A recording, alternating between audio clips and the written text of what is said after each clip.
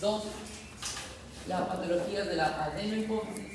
Y 3, las patologías del páncreas endocrino, principalmente la diabetes mellitus.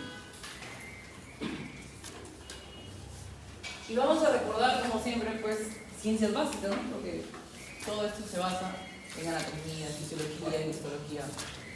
Recordemos qué diferencia hay entre glándulas endocrinas y glándulas exocrinas. Levante la mano, ¿quién se acuerda qué diferencia hay entre esas glándulas? No vamos a preguntar. Vamos a ver, por acá adelantito, a ver. A ver, acá lo otro. ¿Qué diferencia hay entre una glándula endocrina y una exocrina? O mencionan un ejemplo de glándula exocrina. Glándulas, a ver, ¿para qué glándulas exocrinas tenemos? A ver, ¿para qué glándulas? Ok, esta es una exocrina. Ya, una exocrina. Exocrina. Acá hay una. Glándulas lagrimales. Ya, te voy a decir la diferencia para que recuerdes. Las glándulas endocrinas se llaman endocrinas, porque liberan su secreción hacia adentro. ¿Qué producen las glándulas endocrinas? Hormonas, ¿sí? Las glándulas endocrinas producen hormonas y las hormonas van hacia adentro, hacia la sangre. A diferencia de las glándulas exocrinas, exo quiere decir fuera. Las glándulas exocrinas producen su secreción, que no son hormonas, producen su secreción hacia afuera del cuerpo. Ahora, con eso que te acabo de decir, un ejemplo de exocrina sería las glándulas lagrimales, ¿sí? Mencionaron por ahí. ¿Cuál otro ejemplo? Glándulas salivales. ¿Qué más? Glándulas sudoríparas, glándulas sebáceas. Todas esas glándulas producen algo y lo van a botar hacia afuera del cuerpo. ¿Ok? No producen hormonas. Ahora, ¿qué es una glándula anficrina? Anficrina es una glándula mixta, o sea que tiene función endocrina y tiene función exocrina. Ejemplo de glándula mixta.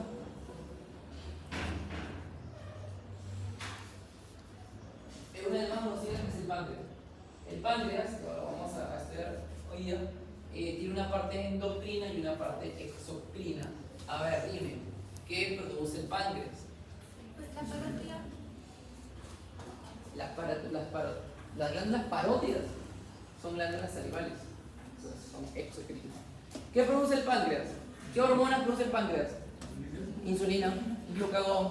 Entonces, produce hormonas, por lo tanto tiene función endocrina. Pero dime algo que produzca el páncreas en su función exocrina, algo que no sea hormona. Para la digestión, ¿qué produce el páncreas? Las enzimas que están en el jugo pancreático. Entonces, mira cómo el páncreas sirve para la digestión, tiene función exocrina, pero también sirve para producir hormonas porque tiene función endocrina, tiene doble función. Otro ejemplo de glándulas anficrinas, las gónadas. ¿Quiénes son las gónadas? Los ovarios y los testículos. Vamos a preguntar, ¿para qué sirven los ovarios? Vamos a preguntar a las mujeres, porque las mujeres tienen ovarios y tienen que saber para qué sirven. A ver, por acá. ¿Para qué sirven los ovarios? Más que todo para lo que sería la fecundación. Ya, bueno, pero ¿qué produce para la fecundación? Óvulos, ovocitos secundarios, ¿sí o no? Ya. Esa función es exocrina, porque no es una hormona la que está produciendo, es exocrina. Y esa es la función exocrina del ovario. Pero ¿para qué va a ser el ovario? A ver, por acá atrás. Ovario. La producción de óvulos. O de otra forma, a ver, Ramana. Tiene que ver, pero para regular la menstruación, ¿qué produce los ovarios? Hormonas. ¿Sí? Hormonas, estrógenos, progesterona. Y esas hormonas son las que van a regular la menstruación, son las que van a desarrollar el cuerpo de la mujer, o sea, todas las características que tiene una mujer físicamente tienen pocas hormonas. ¿Y dónde vienen las hormonas? De los ovarios. Entonces, ¿el ovario tiene función endocrina? Sí, porque produce hormonas. ¿Tiene función exocrina? Sí, porque produce ovocitos secundarios. Ahora, algo parecido en el testículo, a ver. ¿Qué? Ahora vamos a preguntar a los varones. A ver por acá. ¿Qué produce el testículo? Testosterona. ¿Qué es la testosterona? Una hormona. ¿Sí? Entonces tiene función endocrina. ¿Y lo otro que produce el testículo? Sí, por favor. Obviamente, claro, espermatozoide. ¿Dónde se produce? No se produce en el testículo. Esa función es exocrina. Entonces el testículo tiene función exocrina porque produce espermatozoides y tiene función endocrina porque produce hormonas, la testosterona. ¿Ok? Entonces esas son glándulas anfitrinas. Esas glándulas no las vamos a tratar. Lo que vamos a ver hoy día solamente son glándulas endocrinas, nada más. Vamos a hablar de hormonas. Las hormonas, que también todo lo que estoy hablando hasta ahorita es fisiología, y todavía no estamos hablando de enfermedades. Las hormonas se van a dividir en 4 grupos, dependiendo de su estructura química. Primer grupo, aminas, que son las que derivan de aminoácidos, por eso se llaman aminas. Ahí tenemos dopamina, adrenalina, noradrenalina, hormonas tiroideas. Tenemos segundo grupo, que los que son péptidos y proteínas. Tercer grupo, los esteroides, o las hormonas esteroideas, porque derivan del colesterol. Y las últimas, que derivan de los ácidos grasos.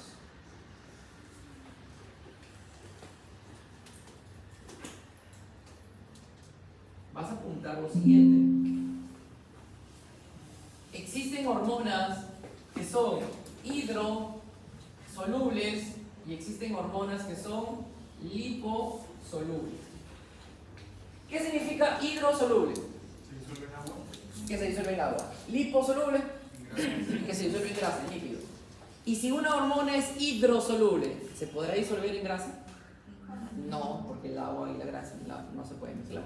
Ok, entonces, vas a apuntar que estos dos grupos son hormonas hidrosolubles. Y los otros dos grupos son hormonas liposolubles. Pero hay una excepción.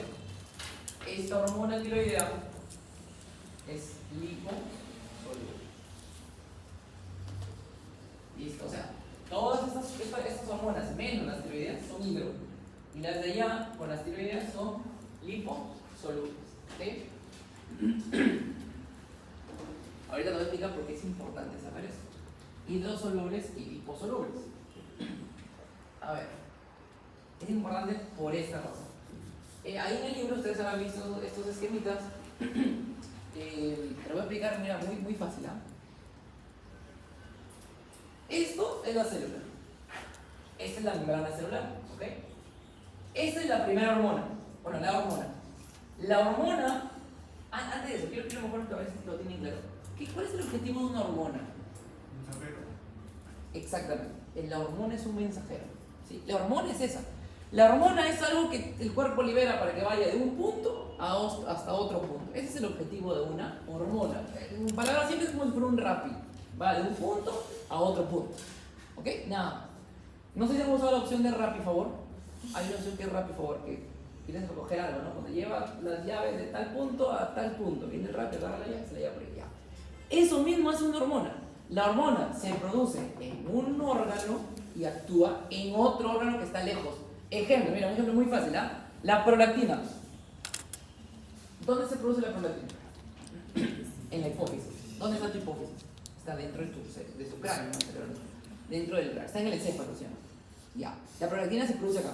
¿Y dónde actúa? En las glándulas mamarias. O sea, se produjo por acá y tiene que viajar por la sangre hasta las glándulas mamarias. Se produce en un punto y te actúa en otro punto. ¿Y qué va a hacer en las glándulas mamarias? Va a estimular la producción de leche. Ese es el mensaje que está llevando la hormona. ¿Sí? Así tienes que entenderlo ya. Ok, ahora, cuando la hormona llega, cuando este mensajero llega, hay dos opciones. Que lo reciban en la puerta o que lo hagan pasar y que lo reciban en el núcleo. Acá está, mira. Lo reciben en la puertita, en la membrana. Y el otro, este otro tipo de mensajero sí pasa, mira. Y entras al núcleo. Entonces la pregunta es, ¿por qué uno pasa y el otro no? Muy fácil. ¿Cuál es el principal componente de la membrana celular? Fosfolípidos, ¿sí o no? Listo, muy fácil esa pregunta, escuche bien.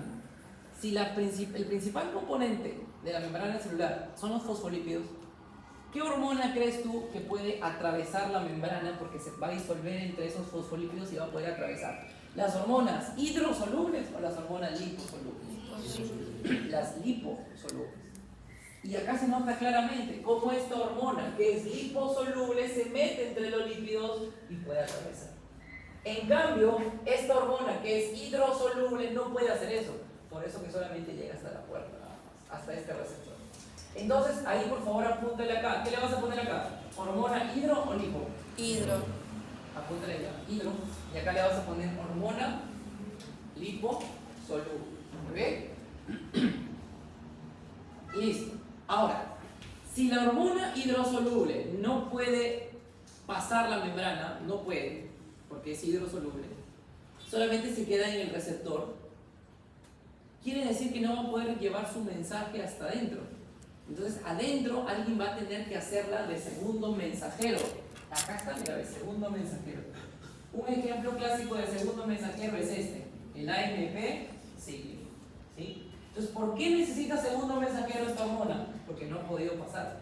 La hormona es el primer mensajero, pero necesita de un segundo mensajero porque no puede pasar. ¿La liposoluble necesitará de un segundo mensajero? No, porque pasó y cumplió su función solita, ¿no? No necesita ayuda. En cambio, la primera sí necesita ayuda. ¿Y quiénes son estas hormonas? ¿Y quiénes son esas hormonas? Es lo que habíamos visto en el cuadrito de acá, ¿no? Liposolubles, hidrosolubles. Hidrosolubles, liposolubles. ¿Ok? A ver, ejemplo. Si te pregunto, por ejemplo, por la hormona del crecimiento, la GH, busca la GH. ¿La GH es hidro o es lipo? Hidro. La GH va a tener sus receptores en la membrana celular o en el núcleo. En la membrana celular, porque no puede pasar. Ahora mira, busca los estrógenos. ¿Los estrógenos son hidrosolubles o liposolubles? Lipo. Ahí está, el estrógeno lipo. ¿Dónde tienen sus receptores los estrógenos? ¿Membrana celular o núcleo? Núcleo, porque pasa. Los estrógenos, te pregunto, ¿necesitan segundo mensajero? ¿Sí o no? No, porque pasaron nomás y no necesitan otro ayudante, porque ellos cumplen su función solitos. En cambio, la hormona del crecimiento, ¿necesita segundo mensajero? Sí. ¿Ok? Listo. Antes de todo. Lo que estamos viendo acá son ejes. El eje es todo, ¿qué cosa es un eje? Es una jerarquía. Así como en una empresa va a haber un trabajador, un supervisor, un subgerente, gerente, ¿sí? Hay una jerarquía igual. En el hospital, el interno, el residente, el especialista, así. El médico jefe. Entonces, en todo lugar hay jerarquía. Acá también. Acá tenemos, en el primer nivel, tenemos a la glándula. En el segundo nivel, la hipófisis. Y en el tercer nivel, el hipotálamo. ¿Sí? Uno regula al otro. Te voy a poner ejemplo, vamos a usar de ejemplo el eje tiroideo. ¿Ok? Eje tiroideo. En el eje tiroideo, ¿quién será la glándula? Obviamente la tiroides, ¿sí o no? La tiroides es la glándula. ¿La tiroides qué hormonas produce? El 3 y el 4. Ahora, ¿quién estimula a la tiroides? ¿Quién es el jefe de la tiroides para que produzca sus hormonas? Es la TSH que se produce en la hipófisis, ¿sí o no? Que es la tirotropina. ¿Y quién es el jefe de esta hipófisis? Es el hipotálamo. ¿Y el hipotálamo qué hormona produce?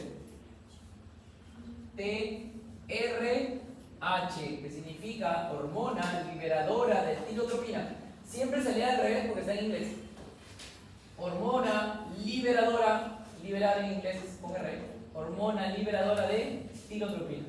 ¿Qué hace la hormona liberadora de tirotropina? Estimula la producción de tirotropina. ¿Qué es esto? ¿Para qué? Para que ella estimule la producción de las hormonas tiroideas. ¿Bien? ¿Por qué es importante saber esto en medicina? Por la siguiente razón. Hay enfermedades que afectan aquí, aquí y aquí. Si el problema está en la glándula, el trastorno se llama primario. Si el problema está en la hipófisis, el trastorno se llama secundario. Y si está arriba en el hipotálamo, le puedes llamar terciario, pero también le puedes llamar central, porque es del sistema nervioso central. ¿Sí? A ver, quiero que me entiendan esto, por favor, atentos. Escuchen bien, ¿ah? ¿Cómo es esto de primario, secundario y terciario?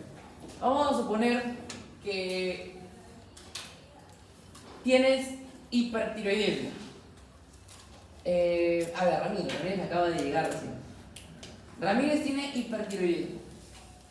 Si tienes hipertiroidismo, Ramírez, ¿qué está pasando con tus hormonas tiroideas? ¿Estás produciendo más o menos de lo normal?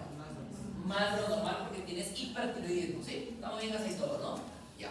Ahora, yo puedo tener hipertiroidismo primario, puedo tener hipertiroidismo secundario o hipertiroidismo central. O sea, tengo tres causas. Si mi hipertiroidismo fuera primario, ¿por qué estoy produciendo mucha hormona tiroidea? ¿Por qué? Por un problema en dónde? En la tiroides. ¿Sí? Pero si fuera hipertiroidismo secundario, el problema no estaría en la tiroides. El problema estaría ¿dónde? En la hipófisis. Entonces, como es secundario, es porque de repente hay un tumor o hay algo en la hipófisis que está haciendo que yo produzca demasiada TSH. Y si produzco demasiada TSH, la consecuencia es que va a haber más hormonas tiroideas. ¿Sí? Pero el problema estuvo arriba. Ahora, si mi problema fuera hipertiroidismo terciario o central, ¿dónde está la causa? En el hipotálamo. Puede haber algo en el hipotálamo que haga que yo produzca más TRH. Y si tengo más TRH, ¿qué va a pasar con la TSH?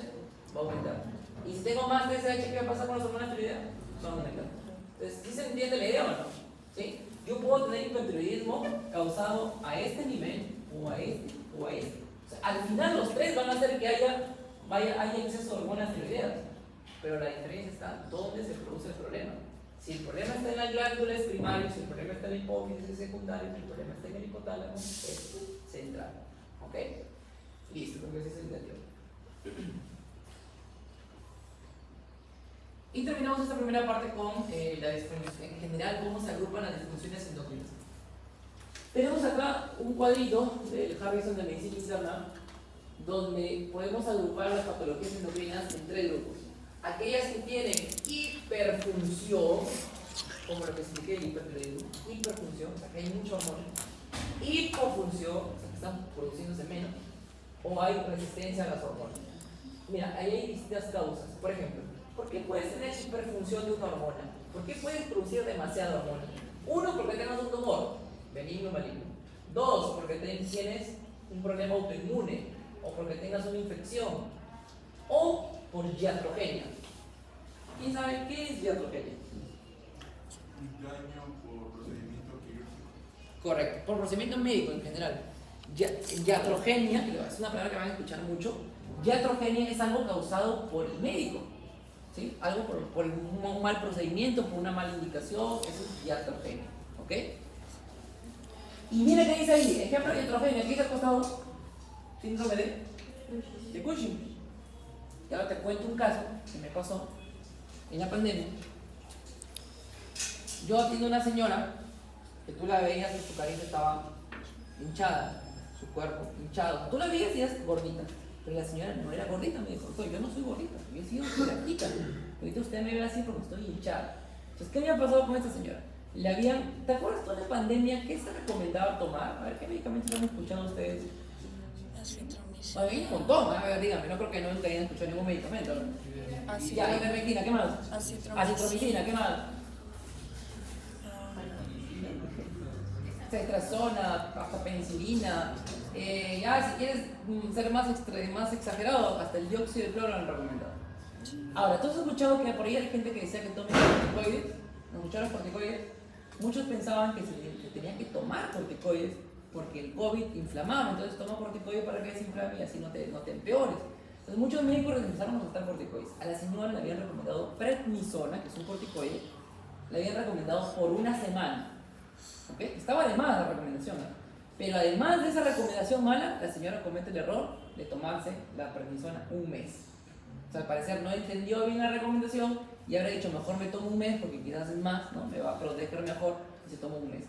Ese exceso de corticoide, de haber tomado un mes de prednisona, le originó a la paciente, ¿qué cosa? Un síndrome de Cushing. Es una hiperfunción, pero causado por ¿qué? ¿Qué tenía? ¿Un tumor tenía la señora?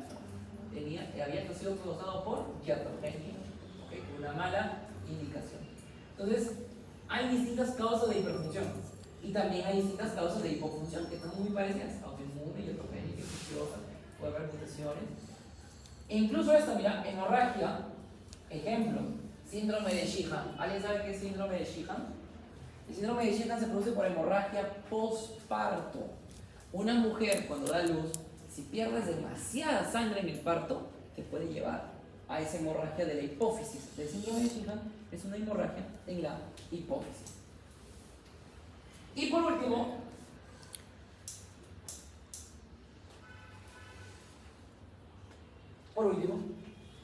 puede haber una tercera causa, que sea resistencia a las hormonas. Ejemplo típico, resalta acá, diabetes mellitus tipo 2. Ya vamos a explicar con más detalle a qué se refiere, pero es un ejemplo típico de resistencia a las hormonas. Otro ejemplo que también lo hemos visto. ¿Se acuerdan ustedes del antidiurético? A ver, ¿qué enfermedad se produce cuando no hay suficiente antidiurético? Sí, no. A través de existen más. Diabetes que Insípida. insípida. Pero había diabetes insípida central y nefrogénica. Central es cuando no se produce. Nefrogénica es cuando sí se produce, pero hay un problema en los receptores, ¿sí o no?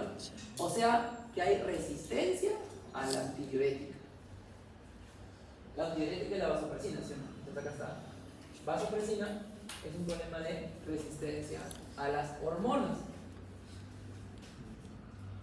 Ahora vamos ya con el punto de patología de la adenohipófisis. Este es el hipotálamo y este es la hipófisis. Seguimos recordando la anatomía y la fisiología. ¿Cómo se llama la parte de la hipófisis que almacena las hormonas del hipotálamo? ¿Adeno o neurohipófisis? La que almacena es la la neurohipófisis. Neurohipófisis. La adeno, más bien, la que produce sus propias hormonas. ¿Sí? Neurohipófisis, adenohipófisis. ¿Qué hormonas son? Antidiurética y oxitocina. Pero acá se van a producir 7 hormonas. Acá están las 7 hormonas, mira. Están los nombres, por si no lo recuerdas. Lo vamos a estudiar en este cuadrito. Las 7 hormonas de la hipófisis se producen en 5 células diferentes. 1, 2, 3, 4, 5. Células corticotropas, somatotropas, galactotropas, tirotropas y gonadotropas. Todos terminan en tropa. Las corticotropas, te voy a resaltar lo que te vas a aprender del cuadro, ¿verdad? No se te vaya a ocurrir querer memorizar todo el cuadro.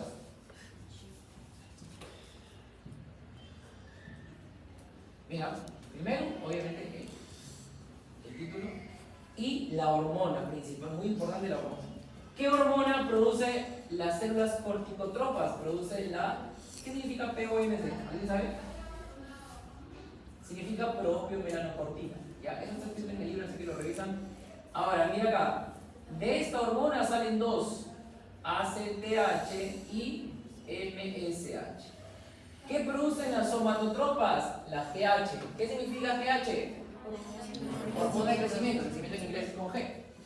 Pero la hormona de crecimiento también se le llama somatotropina.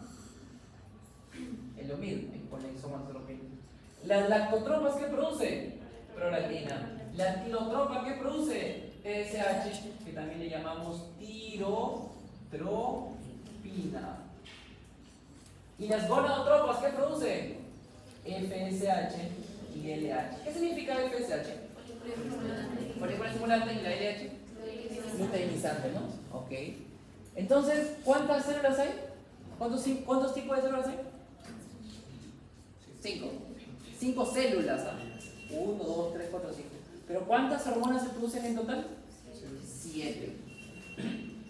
Lo otro que te vas a aprender es esto: ¿quién estimula a estas hormonas y quién inhibe a estas hormonas? Ejemplo, en la hormona del crecimiento, que vamos a leer hoy día.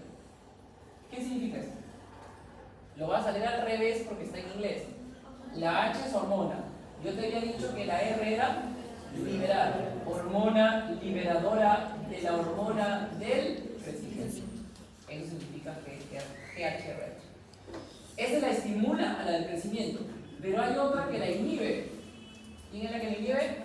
Somatostatina. Y así todas las demás. Mira quién inhibe a las células de lactotropas. Mira. ¿Sabes en qué momento produces dopamina? Las emociones, el estrés, la ansiedad, produce dopamina. Entonces, mira, tiene mucho sentido. Una mujer dio a luz, tiene su bebito. Entonces he escuchado que muchas mujeres dicen, no tengo leche, no produzco leche. Si algún día te pasa eso de que no estás produciendo mucha leche, lo primero que tienes que hacer es tranquilizarte. Porque si la mujer se preocupa, se estresa de que no produce leche, que no tiene leche, que su hijito se va a morir de hambre, si empieza a pensar eso, se va a producir más dopamina. Y la dopamina, ¿qué hace? Inhibe a las células lactotróficas. O sea, que la dopamina está haciendo que tú no produzcas prolactina, por lo tanto, no tengas leche.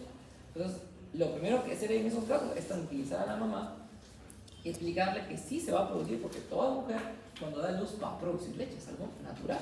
¿Ok? Ahora, hormona del crecimiento. La hormona del crecimiento va a tener un ayudante. Ese intermediario es este, mira, que se produce en el hígado. ¿Qué significa IGF-1? Factor de crecimiento insulínico tipo 1. ¿Sí? ¿Cómo se le llama el factor de crecimiento insulínico tipo 1? Somatoferina C. ¿Correcto? ¿Y ese factor de crecimiento dónde va? Al hueso, al cartílago, los órganos, a los músculos, a todos los órganos del cuerpo, para que crezcan, pues. ¿Sí? Mira, estimulan la masa muscular. No sé si habrás escuchado ustedes, pero hay personas, de varones que van a gimnasio y quieren aumentar su masa muscular, pero para que aumente más rápido, se inyectan hormonas del crecimiento. ¿Sí? Eso puede pasar. Algún día lo vas a escuchar por ahí, ¿no? Incluso en televisión, cuando estaba muy bien eso de los programas reales y cosas así. Muchos de los chicos que ingresaban no tenían un cuerpo tan marcado, pero como era parte de su función en la televisión, tenían que estar mucho más agarrados, ¿no? Entonces, muchos de ellos hicieron eso. Te inyectas hormonas de crecimiento, ¿para qué? Para estimular tu masa muscular. Ahora, tú dirás, bacán, no, doctor, ya voy, mañana me compro mi hormona de crecimiento, me la inyecto y me vuelvo musculoso. ¿Cuál es lo malo de usar esto? Que la hormona de crecimiento tiene un efecto, bueno, tiene varios, pero vamos a hablar de este efecto. Aumento de la glucosa. ¿Ok? Aumento de la glucosa. Por eso que ustedes, alumnos responsables, han leído en su control de lectura que la acromegalia, eso es exceso de la hormona de crecimiento, está relacionada con qué enfermedad? Con la diabetes mellitus. Habrán leído ahí que muchos pacientes con acromegalia tienen diabetes. ¿Por qué tienen diabetes? Porque la hormona del crecimiento aumenta la glucosa. ¿Ok? Ahora, hablemos de los adenomas. ¿Qué cosa es adenoma? Para eso tienes que deducir. Siempre acostúmbrense a aprenderse los términos de la etimología. ¿Qué significa oma? Tumor. Si no lo sabías hasta ahorita, por favor aprende. Oma es tumor, puede ser maligno o benigno. Adenoma, adeno, ¿qué es adeno? Adeno significa glándula. Entonces, ¿qué quiere decir adenoma? Un tumor en una glándula. ¿Sí? En este caso, es un tumor en la glándula hipófisis, por eso es adenoma hipofisiario. Y este adenoma hipofisiario se puede producir en distintas células, las células que ya hemos visto antes. Células lactotróficas, gonadotróficas, somatotróficas, corticotróficas o alguna combinación incluso. ¿Sí? Y dependiendo de qué célula afecte, va a haber mayor producción de distintas hormonas. Obviamente, o sea, si la adenoma lo tienes acá, tú vas a producir más prolactina. Si la adenoma está por acá, tú vas a producir más que aquí. O sea, dependiendo de qué célula afecte, vas a producir más hormonas y te va a producir estos síndromes que puedes ver aquí en el lado derecho. Okay, ese es un adenoma que podría causar acromegalia, por ejemplo. Hablemos de la acromegalia. La acromegalia, el paciente con acromegalia, ¿por qué se le produce? Primero, la acromegalia es exceso de hormona de crecimiento, ¿en el niño o en el adulto? En el adulto, porque si fuera en el niño, ¿cómo se llamaría la enfermedad? Gigantismo, porque como el niño todavía sus huesitos crecen mucho. Ya, pero en la acromegalia, no. Acá en Perú había una persona, ya falleció lamentablemente, un peruano que era conocido como el hombre más alto de Perú. ¿Han escuchado de Margarito? Ya. Margarito, no me acuerdo cuánto medía, con más de 2 metros, no me acuerdo exactamente. Entonces, lo que pasó con él fue que de niño empezó a producir demasiada hormona del crecimiento. Eso hizo que sus huesos no dejen de crecer como cualquier persona hasta los 21 años aproximadamente, sino que siguió creciendo. ¿Sí? Entonces, eso es gigantismo en el niño. Pero si te da ahorita, vamos a suponer que todos ustedes ahorita, todos ustedes ahorita no tienen ningún problema de crecimiento, y vamos a suponer que de repente alguno de ustedes mañana pasado empiezas a producir exceso de hormona del crecimiento. Entonces, ¿vas a crecer? No, porque tus huesos ya se cerraron. ¿Sí? Bueno, que se hayan pasado los 21 años, ¿no? Quizás todos no. Pero lo que tiene más de 21, sus huesos ya deben haber cerrado y ya no vas a crecer. Pero si tus huesos no crecen, lo que va a pasar es que se van a ensanchar. Eso es lo que sucede en esta enfermedad. El hueso ya no crece, pero se ensancha. ¿Sabes qué significa acromegalia? ¿Megalia qué es? Crecimiento, sí, grande, ¿no? Megalia, grande, crecimiento. Acro, ya, probablemente no lo sepas. Acro es distal. La palabra acro significa distal. ¿Cuáles son las partes distales de tu cuerpo? Lo que está más alejado del centro, las manos y los pies. Entonces, acromegalia justamente es eso. Aumento de las manos, aumento del tamaño de los pies. ¿Qué más? ¿Qué más tiene ese paciente? Dice ahí facies acromegálica. La palabra facies o facie es un rostro característico de una enfermedad. Por ejemplo, si tú ves a una persona en la calle, no conoces, y pasa una persona con síndrome de Down, ¿tú reconoces que es síndrome de Down? Sí, porque tiene una característica propia de las personas con síndrome de Down. Lo mismo sucede en muchas enfermedades. Eso se llama facies. Es una cara que tú la ves y dices, es esta enfermedad. Y la persona con acromegalia tiene esa facie. ¿En qué consiste? Mira el mentón. Está sobresalido, ¿sí o no? Apúntale ahí, eso se llama prognatismo. ¿Qué más tiene? Tiene los pómulos sobresalidos, la nariz ancha también, tiene la lengua grande. ¿Eso cómo se llama? Macroglosia, lengua grande. ¿Qué más? A ver, piensa, si tu mandíbula se ensancha, ¿qué pasará con tus dientes? Se separan, ¿sí o no? ¿Cómo se llama esa separación de los dientes?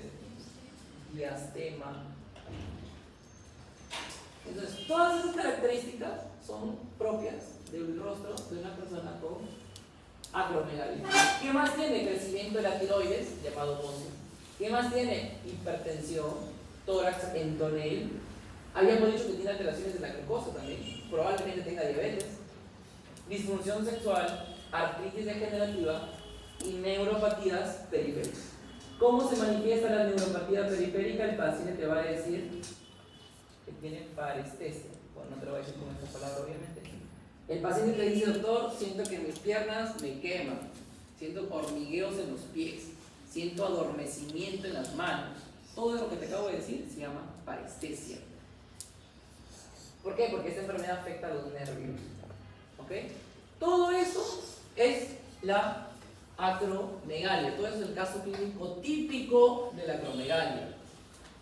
Una pregunta para la siguiente PC, no para la 2, sino será para la PC3, porque esto entra en la PC3. Una pregunta típica, que espero que la hagan todos, es un caso clínico típico que dicen: paciente varón de 50 años que acude a consulta porque está notando crecimiento de las manos y está notando algunas alteraciones en su rostro, se le toma la presión, encuentras presión de 150/85, le tomas exámenes de glucosa, la glucosa le sale 350, o sea, está alta, tal. ¿Cuál es el diagnóstico más probable en este caso? Sería acromegalia. Es una pregunta muy fácil, pero lamentablemente algunos no sé por qué, pero algunos se confunden mucho en los casos clínicos. Entonces es importante que ustedes empiecen a practicar, a repasar, a leer muchos más casos clínicos para que puedan responder correctamente. Voy a hacer un paréntesis de la clase para que ustedes comprendan la importancia de resolver casos clínicos, porque ustedes van a desarrollar exámenes toda su vida. A ver, ¿qué examen vas a desarrollar de aquí en adelante en tu carrera como médico? ¿Qué exámenes? ¿Qué exámenes han escuchado que se dan en la carrera de medicina? El ENAM. El ENAM se da en el internado. Pero antes del internado ya te saltaste un examen, hay otro examen. El ENSIL, no estaba pensando en el ENSIL, ¿eh? El ENSIL es otro. Ya, el ENSIL, que es el Examen Nacional de Ciencias Básicas. Ok, ese es uno. Antes del internado, tú haces un examen que se llama examen de acceso al internado. Que es un examen para MINSA y un examen para de salud, dependiendo a qué hospital quieres ir a hacer el internado. Después viene el ENAU en el internado. Acabas tu carrera, la universidad te da tu título, ya eres médico y tienes que dar el examen de SERUMS, que es un examen que antes no existía, que se ha inventado el año pasado. Entonces tienes otro nuevo examen. Haces tu SERUMS, te vas al servicio rural, acabas un año, quieres hacer una especialidad o quieres trabajar para el Estado, tienes que hacer tu SERUMS. Si quieres hacer una especialidad, tienes que hacer un examen, el examen de residentado. O sea, tú vas a dar exámenes. Si te parece que en la universidad das muchos exámenes, en la vida como médico vas a seguir dando exámenes, ¿sí? Y en todos los exámenes que he mencionado vienen casos clínicos, ¿sí? En todos los exámenes vienen casos clínicos y no siempre vienen difíciles, ¿eh? Lo que yo te estoy explicando, por ejemplo, te puede servir para poder practicar. Ahora, ¿por qué te decía esto? Si tú ahorita que estás en quinto ciclo, empiezas a desarrollar preguntitas tipo ENAD, tipo residentado, que las venden, o sea, hay banco de preguntas, ¿no? Hay banquitos, hay libritos que vienen de distintas instituciones, academias, ¿no? Hay muchos bancos que tú lo puedes comprar y te puede servir para ir practicando, ¿sí? Por favor, se les convendría, les serviría mucho que empiecen a hacer eso. Bien, ahora regresamos acá, vamos al último punto. Antes de tomar el control de lectura. La prolactinemia. A ver, prolactinemia es exceso de prolactina. ¿Y por qué tienes mucha prolactina? Hay 5 razones. Ahí están las 5 razones. ¿Ok?